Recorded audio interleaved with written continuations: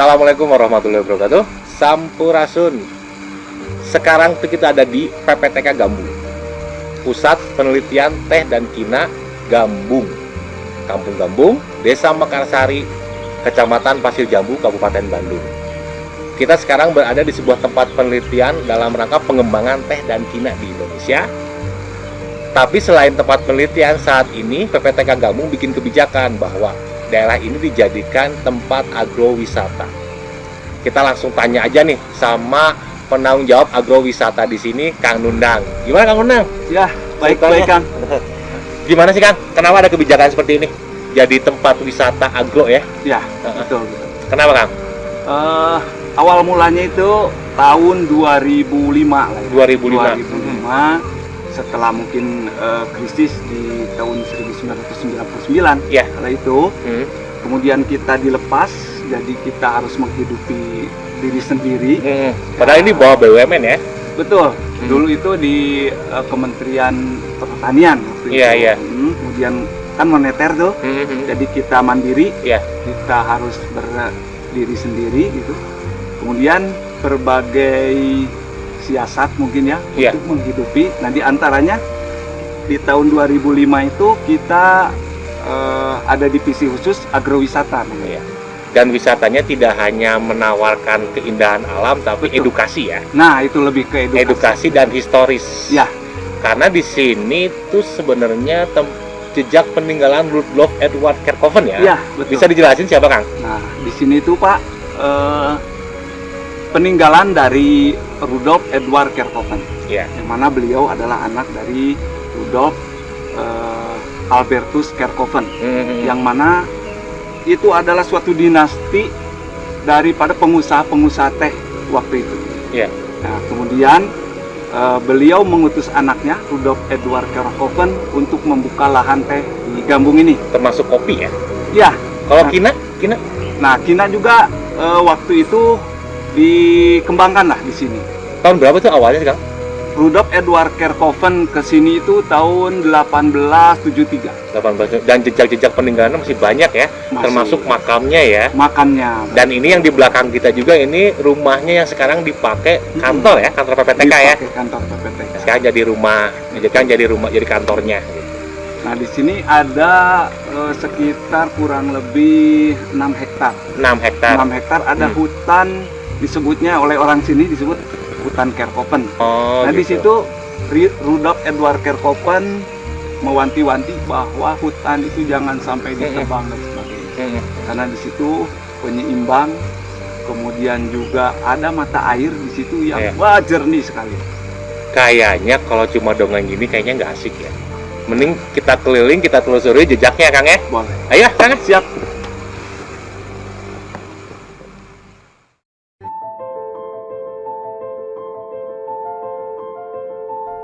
Tanaman teh pertama kali masuk ke Indonesia pada tahun 1684 dalam bentuk daun teh dari Jepang yang dibawa secara bertahap sejak tahun 1728. Pemerintah Hindia Belanda mulai tertarik dengan teh sebagai sebuah komoditas untuk dibudidayakan di Nusantara. Sampai dengan tahun 1827, pemerintah Hindia Belanda telah berhasil melakukan penanaman teh percobaan berskala besar di beberapa wilayah di Pulau Jawa.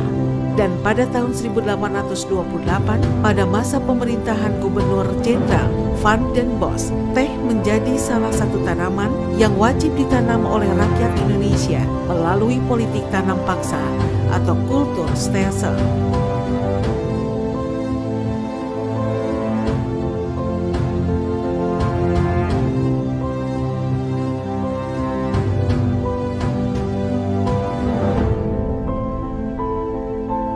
Pada tahun 1870, pemerintah kolonial Belanda menerapkan kebijakan liberalisasi ekonomi. Pemberlakuan undang-undang ini mengubah Priangan menjadi daerah tambang emas hijau. Banyak tanah di Indonesia disewakan kepada para pengusaha teh Belanda. Sejumlah pabrik pengolahan teh mulai didirikan untuk mengimbangi perkebunan teh yang semakin banyak dan menjadi awal tonggak kesuksesan para pengusaha perkebunan sejak politik tanam pangsa dihapuskan.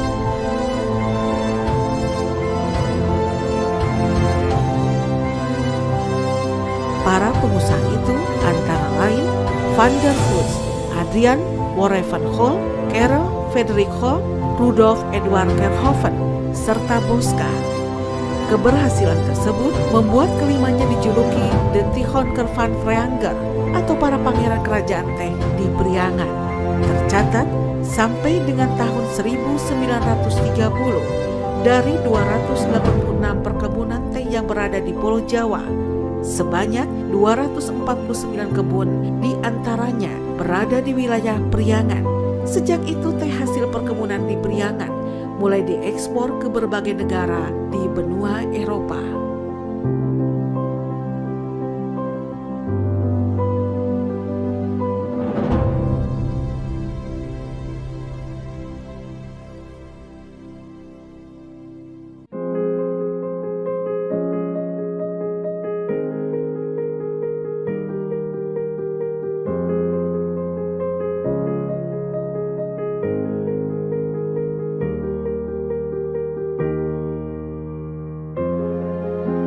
Nah, ini Kang yang saya ceritakan tadi. Oh ya, hutan Kerkhoven ini. Hutan 6 Kerkhoven. hektar. Wih, betul. Nah, ini salah satu penyangga atau penyeimbang biar kelembaban di antara kebun teh sana jadi seimbang. Kemudian di sini ditangkarkan Monyet surili. monyet dan oa surili. Oa Jawa ya? Iya, oa Jawa. Tapi nggak kelihatan ya sih. Kalau emang Mungkin sebentar lagi nih. jam-jam berapa biasanya turun? Biasanya jam 9 jam 10 kan. Tahun berapa sih ditangkarkan ini? Ditangkarkan di sini tuh sekitar tahun 2009. 2009. Berapa ekor awalnya? Awalnya itu 5 ekor dulu, kemudian Berkembang ya. Iya, Ya, berarti ini juga dijadikan cagar alam ya? betul. Ini salah satu cagar alam Bukit. Oh, luar biasa. Berarti di sini kan oa ya? Ya, Oa Jawa, monyet surili, macan kumbang ya ditangkarkan. macan Dilepas di sini ya, lepas ya. tapi tidak berbahaya. Tidak. Kalau macan tutul Macan tutul sempat ada juga sih. sempat ada juga ya. Ada. Ya namanya daerah kawasan hutan ya Kawasan. pasti ada aja ya. Emang rantai makanannya seperti itu. Ini rata-rata pohon apa aja nih, Kang? Kayaknya yang pohon-pohon di sini lama tuh- semua ya. Betul. Ini yang gede-gede ini rasa mala nih, Iya. masih kokoh nih rasa mala. Kemudian yang lainnya ada Kibogor dan sebagainya. Dan ini emang semua dibuka untuk umum ya, dipersilahkan ya. Iya, betul. Jadi wisatawan boleh ke sini, tapi yang pasti ya jaga alam, jaga kelestariannya Nah. gitu ya. Datang ke sini yang dibawa kenangannya aja ya, jangan ngerusak gitu ya. betul. Apalagi meninggalkan sampah, janganlah, karena ini kawasan cagar alam ya. Keren Nah, jalan-jalan. Nah, Kang bisa lihat nih di belakang nih, ada Hmm. yang gede-gede. Dulu ceritanya nih, anaknya Kerkhoven itu Ya. ngasih nama nih tiap-tiap tanaman itu. Oh gitu. Ada namanya rasa mala ini. Ini siapa, ini siapa, ini siapa. Sempat suatu saat dia ngobrol dengan ayahnya. Papa, saya barusan ngobrol dengan Iya. siapa gitu. Hmm. Cuma Kerkhoven cuma senyum-senyum saja gitu ya. Oh. Jadi dia gimana ya? Ada penampakan Mungkin, ya, seperti- bumbu lah ya, pasti Betul. ada terus di daerah kayak gini ya. Dan juga ada yang unik loh di situ, ada pohon besar saya lihat dekat warung tuh, ada papan namanya ya.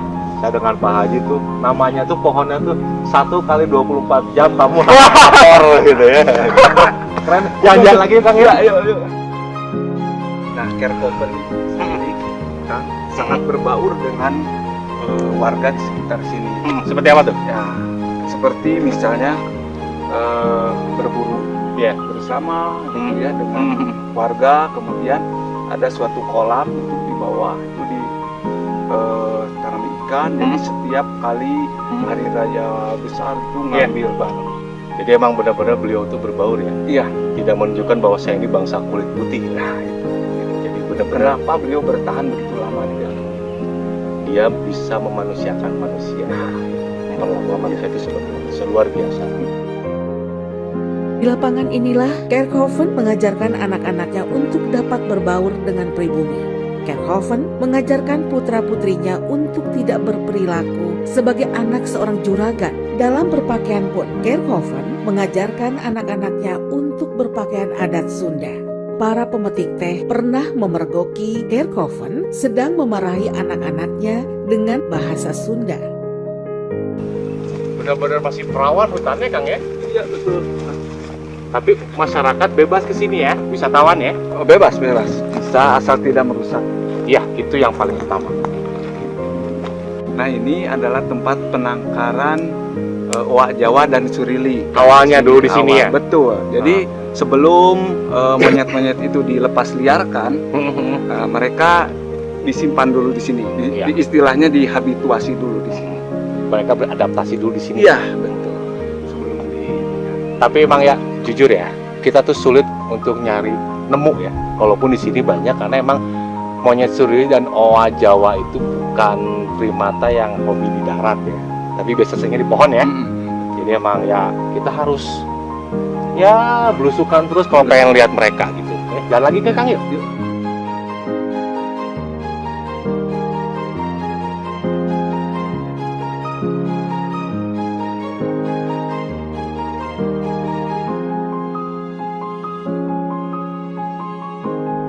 Kerkhoven datang ke Gambung sebagai pengusaha muda pekerja keras. Bersama masyarakat setempat, ia mengubah lahan kopi sisa masa politik tanam paksa yang terbengkalai menjadi lahan teh di kaki Gunung Tilu di bulan November 1873. Hingga akhirnya berhasil membangun usaha perkebunan yang menghasilkan teh berkualitas di Gambung. Selain dikenal sebagai preanger planter, Kerkhoven juga terkenal sebagai sosok yang dermawan. Bersama-sama dengan Boska, beliau banyak memberikan sumbangan aktif untuk kemanusiaan, pendidikan, dan ilmu pengetahuan, seperti menjadi donatur rumah sakit dan pembangunan lembaga kanker di Bandung, serta donatur pembangunan panti lepra di Plantungan, Jawa Tengah. Selain itu, pria yang lahir di Avres, Belanda 25 April 1847 ini dikenal juga sebagai suami, ayah, pengusaha yang baik, serta sosok idealis yang menjauhi sifat hura-hura. Bagi masyarakat pribumi di sekitar Priangan, Kerkhoven dan keluarganya dikenal sebagai sosok yang mulia dan humanis, peduli terhadap kesejahteraan pekerja, dan selalu menjalin hubungan yang baik dengan masyarakat Parahyangan saat itu. Dalam kesehariannya, beliau selalu menggunakan peci, tidak minum alkohol, dan makan babi, serta secara berkala mengadakan doa bersama sesuai keyakinan masyarakat setempat sebagai bentuk penghormatan kepada penduduk lokal. Nah, ini Kang, tanaman teh yang dulu pas Kerkhoven datang sini, lalu ditanam itu. Nah, kalau tanaman teh jenis Asamika ini dibiarkan, Iya. akan tinggi seperti ini dan besar. Jadi ini pohon teh ya? Iya. Oh, betul. tadi kita lewat ya. Kita nggak, saya juga nggak tahu ternyata pohon teh itu bisa sebesar ini ya. Ini hampir kurang lebih 12 meter ada. 12 meter. Iya. Ada usianya 100 tahun ada ya? Ada. Oh. Di ini aja dari ini lingkar ini gede. Dan ini beliau yang nanam juga. Iya. Ternyata ya, pohon teh tuh kalau dibiarkan sebesar ini ya? Iya. Nah, beliau itu membawa dua jenis teh Kang. Pertama jenis Asamika seperti ini, yang mana bentuknya ini seperti pohon. Ya. Nah, kemudian ada jenis Sinensis yang asalnya dari China, Kalau Asamika dari mana? dari India, Sri Lanka. Jadi Ini- yang ini jenis Asamika yang berasal dari India, Sri Lanka. Kemudian yang di sampingnya itu yang kecil-kecil, Aha. itu bentuk perdu seperti itu. Itu jenis Sinensis, namanya, daunnya kecil-kecil seperti itu. Kemudian dia hanya membentuk perdu saja, Iya. seperti itu, tidak tinggi seperti jenis Asamika ini. Nggak nyangka bisa duduk di atas pohon teh yang berumur 100 tahun. Lebih ya? Lebih. Luar biasa. Nggak semua orang bisa mengalami pengalaman kayak saya kayak gini. Keren. Ternyata benar ya. PPTK Gambung itu menawarkan sebuah konsep agrowisata yang menarik. Tidak hanya bertualang kita di hutan. Betul. Tapi ketika di hutan juga kita menemukan sesuatu yang masyarakat jarang tahu ya. Pohon teh sebesar ini gitu, umurnya sudah ratusan tahun. Emang wajib nih kesini kayaknya nih. Selain menghilangkan penat, Betul. kita mendapat Iya. ilmu. Ilmunya juga luar biasa. Nggak nemu di sekolah. Teh berumur ratusan tahun, ya sebesar ini. Dan jujur saya baru tahu ternyata bukan dari kita ya teh ya. India dan Cina. Kalau teh hutan, cita rasanya lain ya. Betul. Cita rasanya. Dibanding kalau dengan vegetatif. Kalau vegetatif kan hampir sama lah dengan induknya gitu. Kalau yang di hutan tuh cita rasanya cita rasa macan kumbang. Jalan lagi Kang, ayo.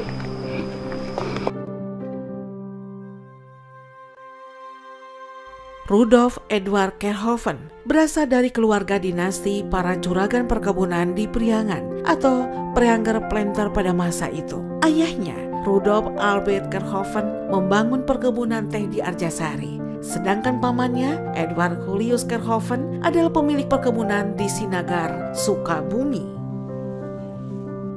Pada tahun 1878, Kerhoven menikah dengan Jenny Rosgaard Bisschop, seorang gadis sosialita dan bangsawan Belanda yang merupakan cicit Gubernur Jenderal Hindia Belanda dan pendiri Kota Bandung, Herman Willem Daendels. Dari pernikahan tersebut, mereka dikaruniai 5 putra, yaitu Ru, Edu, Emil, Bertha, dan Karel. Keberhasilannya mengembangkan usaha perkebunan teh tidak membuat Kerhoven lupa diri. Ia tetap berusaha mempertahankan karakter rendah hati dan sederhana. Namun, sikap humanis Rudolf ternyata tidak sejalan dengan pikiran dan jiwa istrinya yang tersiksa akibat siksaan batin karena memendam hasrat lamanya pada gaya hidup sosialita orang-orang Belanda pada umumnya yang khas yaitu berlimpah kemewahan dan hura-hura. Keberhasilannya tersebut tidak berarti bagi Jenny yang ternyata tidak betah tinggal di daerah pegunungan yang sepi. Kehidupan yang semula harmonis kemudian berakhir tragis. Jenny ditemukan tewas pada tahun 1907 sepulang dari menonton pacuan kuda di Tegalega. Analisa dokter menyatakan bahwa kematian Jenny akibat serangan sistem saraf. Namun pembantunya, Babu Engko, memberi kesaksian lain. Menurutnya, Jenny meninggal setelah ia menegak racun. Kematian Jenny membuat Kerhoven bersedih dan merasa terpuruk. Padahal saat itu usahanya sudah mengalami kemajuan dan menjadi penghasil teh dan kina terbaik yang dikirim ke Eropa. Ada penjaga khusus Kang di sini yang menjaga kelestarian ini hutan. Di sini tidak ada. Tidak ada. Tidak ada yang khusus ditugaskan di sini untuk menjaga sini. Jadi kita semualah yang menjaga. Tidak ada yang mendebang liar gitu, nggak Betul. ada di sini ya. Itu langsung di bawah kaki Gunung Tilu ya? Iya, betul. Jadi emang pemandangan kita mungkin sekitar berapa ya? 400-500 meter langsung Gunung Tilu ya? Gunung Tilu, betul. Luar biasa. Nah itu di depan makamnya. Nah. Kita ke makamnya ya, makam Kerhoven. Akhirnya kita sampai juga, udah selusur-selusur, belusukan masuk hutan peninggalan Kerhoven. Sekarang kita udah ada di makam beliau Edward Kerhoven dan istrinya. Bisa ceritain sedikit Kang? Gitu. Nah, yang ini adalah makam Rudolf Edward Kerhoven. Kemudian yang atas, nah kemungkinan itu adalah guru spiritualnya beliau. Iya. Karena kan setiap seperti Boska ada guru spiritualnya, misalnya Sibah Jangkung namanya. Kemudian kemungkinan R.E. Kerhoven juga mempunyai lah ya. Ya itu juga, tapi masih dipertanyakan ya. Betul. Makam yang satu lagi itu karena emang tidak ada namanya, tidak ada apa-apa Ya, nama. tidak ya. Tahun berapa meninggalnya Kerhoven? Beliau meninggal tahun 1918. Sakit. Sakit. Tapi dengan meninggalkan ini ya sebuah mahakarya ya. Betul. Ini sangat Hutan ya, hutan lindung yang luar biasa, mengajarkan masyarakat juga untuk mengelola teh dan kina di sini. Betul. Juga ya. Inilah harta karun yang Betul. beliau tinggalkan untuk kami lah ya, yang warga sekitar sini. Dan ini satu-satunya pusat penelitian teh di Indonesia. Kemudian pusat penelitian kina satu-satunya di dunia hanya di sini. Ini keluarganya masih ada yang suka nengok ke sini kan? Nah, kalau dulu itu sebelum moneter lah ya. Iya. Jadi ada agenda khusus. Setiap libur musim panas, Iya. pasti keluarga dari generasi kelima mungkin ya sekarang. Suka rajin lah kesini ada. Berarti terakhir tahun berapa tuh? Terakhir itu tahun 2001 kalau nggak salah ya. 2001 ya. Dan emang kalau kita lihat ke sana kan ke daerah utara sana ada perkebunan kopi yang dikelola oleh masyarakat ya. Dan kopinya dipakai mereknya kopi Kerkhoven ya. Kopi Kerkhoven. Dan ternyata cicit-cicit mereka juga Kerkhoven malah senang ya. Betul. Ya, kopinya diabadikan dalam label kopinya. Ternyata warga sini begitu menghormati beliau. Menghormati beliau ya. Bisa dilihat ya, ini dari bentuknya saja nih. Ini kecil seperti ini seperti makam anak-anak ya. Anak-anak atau pribumi kan? Oh. Orang pribumi yang dari segi tempatnya sendiri ini ditempatkan di tempat paling atas. Berarti ini orang yang paling beliau hormati lah. Secara kultur ya. Secara kultur. Kalau betul. makam itu di atas berarti itu lebih dihormati gitu. Nah, iya, betul. Iya. Tapi memang tidak ada papan namanya ya siapa. Tidak ada papan nama sehingga nih oleh orang-orang pemburu harta karun ya. Wah, ini diartikan ini bahwa Kerkhoven itu menyimpan hartanya itu di sini. Sampai ada yang gali nih. Sekitar berapa? 90-an ada? 90-an lah. Tapi tidak menemukan apa-apa. Tidak menemukan apa-apa. Dan tidak ada mayat di dalam. Tidak tahu, Walau kurang jelas ya. Kurang jelas nih. Sempat ada juga ritual-ritual seperti ya penarikan Harta karun dan sebagainya sering sekali di sini. Emang Tapi dapat? ya pulang-pulang mereka hanya ya tangan kosong. Tangan kosong ya. Betul.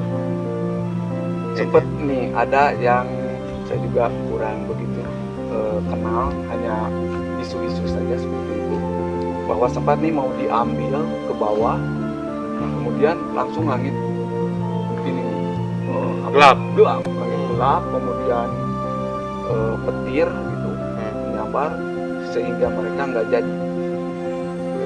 Emang ya, kalau kita baca kisahnya ya di internet, di novelnya juga Sanjura Gandhe kan itu, ini makam masih dipertanyakan. Ada yang bilang ini makam kudanya, kuda kesayangan kan. Nah betul. Ada yang bilang ini guru spiritualnya juga, Ada guru pianonya juga.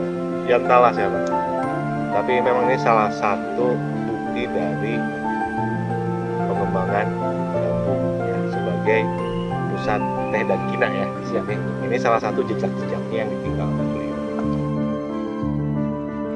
Tahun 1918, Rudolf Kerkhoven meninggal di usia 69 tahun dan dimakamkan di dekat areal perkebunannya di Gambung berdampingan dengan makam istri tercintanya, Jenny. Salah satu peninggalan dari Kerkhoven di Gambung adalah pengelolaan mata air Gambung. Lokasi mata air tersebut terletak di tengah-tengah hutan cagar alam peninggalannya.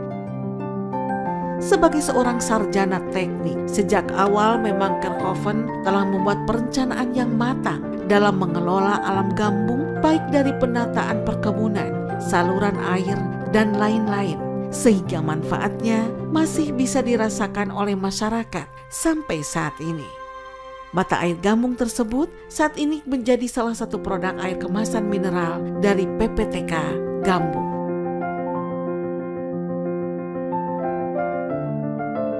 Berarti Kerkhoven tuh membudidayakan kina, kopi, dan teh ya di sini. Mana yang lebih dulu? Melanjutkan pertanaman kopi yang Dari ayahnya ya? sisa VOC. Karena emang juga dulu kan sebagai wilayah ini ya tanam paksa ya. Ya, Kultur stelsel itu. stelsel itu betul. Jadi sudah tercium nih sejak abad 17 nih bahwa tempat ini subur sekali. Nah, maka diwajibkan ditanam kopi. Kemudian waktu itu terjadi perubahan iklim mungkin ya. Iya. Sehingga tanaman kopi itu mati akibat penyakit karat daun dan busuk akar. Kemudian mereka tinggalkan lah. Nah, setelah itu baru masuk Kerkhoven sini melanjutkan dulu. Ternyata kopi tidak begitu menjanjikan. Ya. Sehingga menanam teh dan kina. Habis ini kemana Kang? Kita langsung melihat ke tanaman teh yang ditanam 1 abad yang lalu, sekitar setengah hektar. Setengah hektar. Kayaknya kalau itu buat wisata keluarga ya di situ ya. Iya, betul. Wah, keluarga ngeliwat di sana. Kita coba ya nonton ya sana yuk. Masuk yuk. Yuk.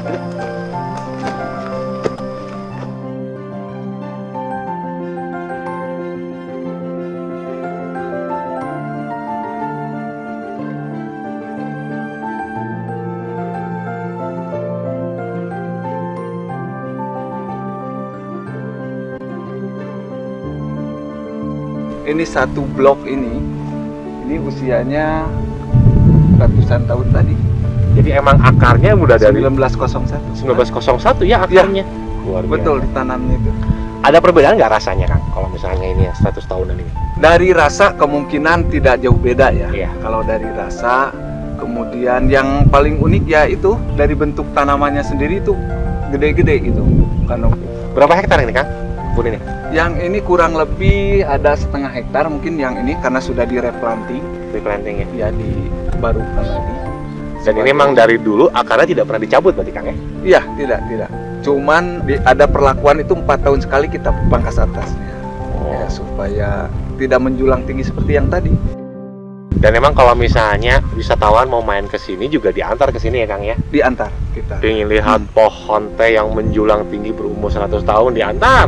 Pengen ke perkebunan teh yang usia pohon-pohonnya juga sudah 1 abad ya diantar ke sini oleh Iya. pihak PPTK. Luar biasa Kang. Saya pengen jalan-jalan lagi nih Kang ya. Ya. Pasti kalau Akang main ke setiap perkebunan, Iya. lihat pemetik itu pasti seperti itu. Menor-menor ya. Betul. Karena ini ada salah satu cerita nih Iya. zaman dulu bahwa Kerkhoven itu benar-benar memperhatikan karyawannya. Oh gitu. Iya, di kebun teh Iya. kalau kita lagi metik itu panas sekali. Jadi si matahari itu menyengat lah. Iya. Gitu. Nah, Kerkhoven biar kamu nggak rusak kulitnya, kamu harus bedak Dandan lah ya. bedak. Lipstick. Oh, dandan. Nah itu sejarahnya seperti itu. Iya. Kalau misalnya pada yang main ke suka berwisata ke perkebunan deh gitu, kita kan nggak pernah nyadar ya. Coba perhatikan deh. Pasti pada para pemetik tehnya, Menor-menor ya. ibu-ibunya, teteh-tetehnya, Nah itu awal. pasti lipstiknya merah. Kita baru tahu nih, baru sadar. Betul. Kayaknya juga pemirsa baru tahu nih ya. Jangan lagi ya Jadi Kang ya. biar nggak ini Hah? kulitnya. Biar nggak ngelupas. Lupa.